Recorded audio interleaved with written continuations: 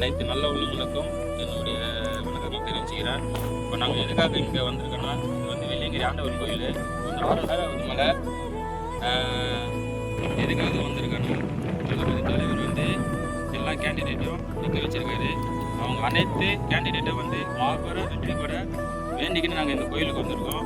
முக்கியமாக தளபதி ஜெயிச்சு சேமாயி வேண்டி வந்திருக்கோம்.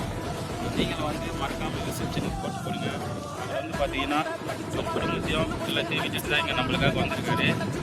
நீங்கள் வந்து எதுக்காகவும் காசு கொடுக்குறாங்க அதுக்கு கொடுக்குறாங்க சொல்லிட்டு வாங்கின்னு கொஞ்சம் மாறிடாதீங்க.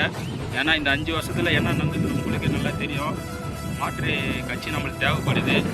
ஏன்னா நான் பார்த்தீங்கன்னா என் வயசுக்கு வந்து நான் ஒரு எம்ஜிஆர் ஆட்சி ஆண்டு பார்த்ததில்ல, காமராஜர் ஆட்சி ஆண்டு பார்த்ததில்ல.